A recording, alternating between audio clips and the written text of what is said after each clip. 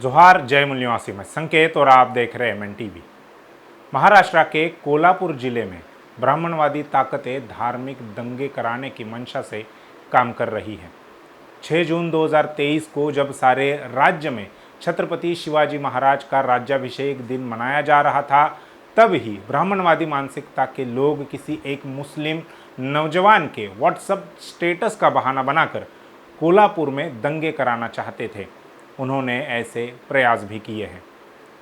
इस मौके पर महाराष्ट्र कांग्रेस के नेता सतेज पाटिल के उस बयान पर गौर करना बहुत ज़रूरी हो जाता है, जिसमें उन्होंने बीते 30 मई को ही ये कहा था कि भाजपा व उनके सहयोगी संगठन जिले में यानी कोल्हापुर में आने वाले 2 महीनों के भीतर दंगे कर सकते हैं।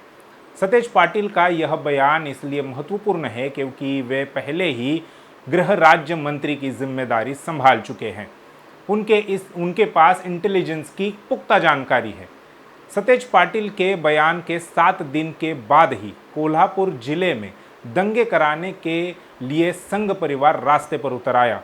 उन्होंने छत्रपति शाहूजी महाराज ने स्थापित किए हुए मुस्लिम हॉस्टल यानी बोर्डिंग, इसके अलावा सदर बाजार, अकबर मोहल्ला, रिकीबदार गली, इन मुस्लिम इलाकों को टारगेट किया। कोल्हापुर जिले में स्थानीय सूत्रों से प्राप्त जानकारी के अनुसार ब्राह्मणवादी संगठनों ने छत्रपति शाहूजी महाराज ने 116 साल पहले स्थापित किए हुए मुस्लिम हॉस्टल को निशाना बनाया और उसमें भी हॉस्टल की लाइब्रेरी को नुकसान पहुंचाने के इरादे से संघ परिवार के लोग आए थे।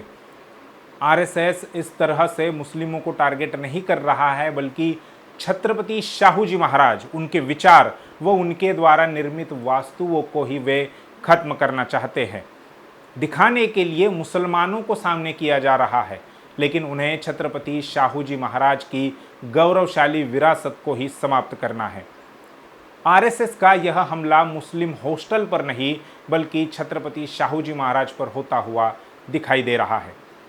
20वीं सदी के शुरुआत से ही छत्रपति शाहूजी महाराज ने ब्राह्मणवाद की जड़ों को उखाड़ना शुरू कर दिया था। छत्रपति शाहूजी महाराज ने ब्राह्मणों के वर्चस्व को चुनौती देने का भी काम किया था। इतना ही नहीं तो उन्होंने अपने कोल्हापुर यानी उस वक्त के करवीर संस्थान के शासन प्रशासन में मूल निवासी बहुजनों की हिस्सेदारी भी तय करने के लिए सर्वप्रथम प्रतिनिधित्व यानी आरक्षण लागू करने का भी काम किया था। छत्रपति शाहूजी महाराज ने समाज को केवल ब्राह्मणवाद विरोधी विचार ही नहीं दिए, बल्कि उन विचारों को अमल में लाने तक का काम छत्रपति शाहूजी महाराज ने किया था। इस काम की वजह से ही ब्राह्मणों के तत्कालीन नेता बाल गंगाधर तिलक छत्रपति शाहूजी महाराज के घोर विरोधी थे। आज उसी तिलक के विचारों को मानने वाले ब्राह्मणवादी लोग पुनः एक बार छत्रपति शाहूजी महाराज के विचारों को मिटाने के लिए दंगे कराना चाहते हैं। दंगों का माहौल केवल कोल्हापुर इस एक जिले में नहीं बनाया जा रहा है, बल्कि आने वाले लोकसभा तथा महाराष्ट्र विधानसभा चुनाव को देखते हुए आरएसएस संचालित भाजपा सरकार व उनके अन्य ब्राह्मणवादी संगठन महाराष्ट्र के 48 लोकसभा क्षेत्रों में दंगे कराने की स्थिति पैदा कर रहे हैं। केंद्र में आरएसएस संचालित भाजपा सरकार को अब 9 साल से ज़्यादा समय हो चुका है। इन 9 सालों में केंद्र सरकार ने ऐसा कोई काम नहीं किया जिसका प्रचार करके भाजपा दोबारा लोगों के पास जाकर अपने लिए वोट मांग ले, वोट हासिल कर सके। इसके उलट उन्होंने लोगों की समस्याओं को और ज़्यादा बढ़ाने का ही काम किया है। एक तरफ बढ़ती महंगाई व बेरोजगारी है तो दूसरी तरफ किसान व मजदूर विरोधी कानून है। इतना ही नहीं बल्कि कोरोना महामारी का भी जो व्यवस्थापन केंद्र सरकार ने करना चाहिए था वैसा उन्होंने नहीं किया, जिसकी वजह से लाखों लोगों को अपनी जान गंवानी पड़ी। उसका असर करोड़ों लोगों पर हुआ। वह ऐसा भयावह माहौल था कि लोगों को अस्पताल में न बेड मिल रहे थे, न दवाइयाँ और न ही ऑक्सीजन सिलेंडर। यहाँ तक कि शवों पर अंतिम संस्कार करने के लिए उन्हें स्मशान तक नहीं मिले। उत्तर प्रदेश के हजारों लोगों ने गंगा के किनारे ही परिजनों को दफन किया, तो कई सारे लोगों ने गंगा में ही लाशें बहा दी। और यह स्थिति केवल भाजपा विरोधी लोगों की नहीं थी, बल्कि संघ परिवार के कई समर्थकों और यहाँ तक कि उनके अपने विधायकों को भी अस्पताल में बेड व ऑक्सीजन सिलेंडर नहीं मिले। केंद्र सरकार ने उन्हें मरने के लिए बिना ऑक्सीजन के ही छोड़ दिया, जैसे उन्होंने देश की अर्थव्यवस्था को भी मरने के लिए छोड़ दिया है। न भारत सरकार खुद पटरी से उतरी इस अर्थव्यवस्था को ठीक करने का प्रयास कर रही है और न ही विदेश से कोई निवेश आ रहा है, फॉरेन इन्वेस्टमेंट आ रही है। इसके उलट केंद्र सरकार खुद ही सरकारी संपत्ति को निजी हाथों में बेचने का व उनकी जेबें भरने का काम कर रही है।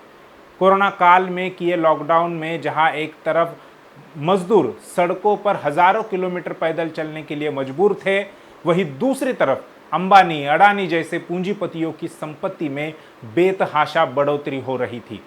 इसके पीछे केंद्र सरकार की नीतियां साफ तौर पर दिखाई दे रही है। इस प्रकार के कई जनविरोधी काम करने के बाद अब जब चुनाव में जनता का सामना करना है, तब उनके पास लोगों को बताने के लिए कुछ भी नहीं है। इसलिए वह अब जनता का ध्यान इन सभी मूल मुद्दों से हटाने के लिए धार्मिक दंगों का सहारा ले रहे हैं।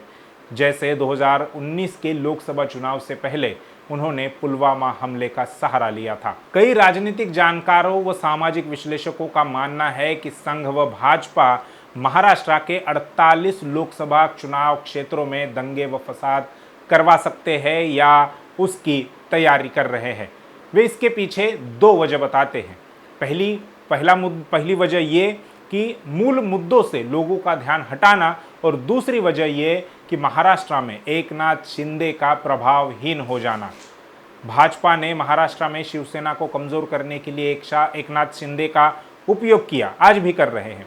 आरएसएस बीजेपी की ये रणनीति थी कि शिंदे के माध्यम से शिवसेना में विभाजन किया जाए और शिवसेना के कार्यकर्ता एवं समर्थकों को महाविकास आघाड़ी से तोड़ दिया जाए। लेकिन अभी के हालातों को देखते हुए भाजपा का यह दाव विफल होते हुए दिखाई दे रहा है। राजनीतिक विश्लेषकों के मुताबिक शिवसेना का कोर समर्थक एवं हार्डकोर कार्यकर्ता आज भी उद्धव ठाकरे के ही साथ है, और आज भी यदि राज्य में चुनाव होते हैं, विधानसभा के चुनाव होते हैं, तो एकनाथ शिंदे की जगह उद्धव ठाकरे को ही लोग उनके नेता के रूप में चुनेंगे। भाजपा ने केवल शिवसेना पार्टी में ही विभाजन नहीं किया, बल्कि चुनाव आयोग की मदद से एकनाथ शिंदे को शिवसेना का नाम और चुनाव चिन्ह भी देने का काम किया। बावजूद इसके शिवसेना यानी ठाकरे गुट की जो शिवसेना है, उसके नेतृत्व में महाविकास आघाड़ी की वज्रमूठ सभाओं का आयोजन हुआ था। उनकी पहली वज्रमूठ सभा संभाजीनगर यानी औरंगाबाद में हुई थी। उसके बाद नागपुर व मुंबई में लगातार 2 सभाएं हुई, जिसमें लाखों की संख्या में उद्धव ठाकरे के हार्डकोर शिव सैनिक उपस्थित थे। उद्धव ठाकरे के समर्थकों के लिए वे ही उनके नेता है। इस तरह से एकनाथ शिंदे शिवसेना व परिणामतः महाविकास आघाड़ी को कमजोर करने में विफल होने के बाद ही आरएसएस बीजेपी राज्य में सांप्रदायिक माहौल बनाकर आने वाले लोकसभा व विधानसभा चुनाव जीतने की तैयारी कर रहे हैं, और इसी का नतीजा कोल्हापुर जिले में हुए दंगे हैं। ऐसे दंगे केवल महाराष्ट्र ही नहीं बल्कि देश के अन्य राज्यों में एवं जिलों में भी देखने को मिल सकते हैं, ऐसी आशंका भी राजनीतिक विश्लेषकों ने जताई है।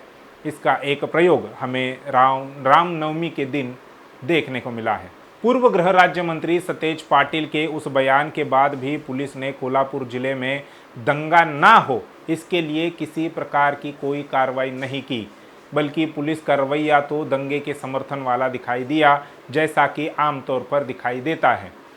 इसके पीछे उप मुख्यमंत्री देवेंद्र फडणवीस का ही हाथ है, क्योंकि गृह मंत्रालय आज भी उन्हीं के हाथों में है। दंगे रोकने में पुलिस प्रशासन की नाकामयाबी के लिए देवेंद्र फडणवीस ही जिम्मेदार है। ऐसे में विपक्ष के नेता यदि कोई ठोस बयान देते हैं, जैसे कि 2024 के विधानसभा चुनाव में सत्ता परिवर्तन होगा महाराष्ट्र में, और उसके बाद जो पुलिस अधिकारी आज राज्य में फसाद कराने के लिए मदद कर रहे हैं, उन पर सख्त से सख्त कार्रवाई की जाएगी। यदि ऐसा बयान विपक्ष की तरफ से आता है तो ही शायद पुलिस अपनी संवैधानिक जिम्मेदारी को निभाने का काम करेगी, क्योंकि कानून और व्यवस्था को बनाए रखने की जिम्मेदारी आखिरकार राज्य शासन की होती है। इसलिए विपक्ष ब्राह्मणवादियों के इस षड्यंत्र को कैसे रोकते हैं, यह देखने वाली बात होगी। कोल्हापुर व राज्य के अन्य जिलों में हो रहे दंगों को लेकर देश के वरिष्ठ नेता एवं राष्ट्रवादी कांग्रेस पार्टी के सर्वेसर्वा शरद पवार का एक बड़ा बयान आया है। उन्होंने कहा कि दंगे अगर किसी एक जिले में होते हैं तो भी बात समझ में आती है, लेकिन एक साथ कई जिलों में फसाद हो रहे हैं, यह सामान्य बात नहीं है और न ही ये सही बात है। शरद पवार ने आगे कहा कि सत्ताधारी लोग राज्य में दंगों को प्रोत्साहित कर रहे हैं। इसका सीधा अर्थ यह है कि विपक्ष अब आरएसएस और बीजेपी के षड्यंत्र को लोगों के सामने लाने का काम कर रहा है।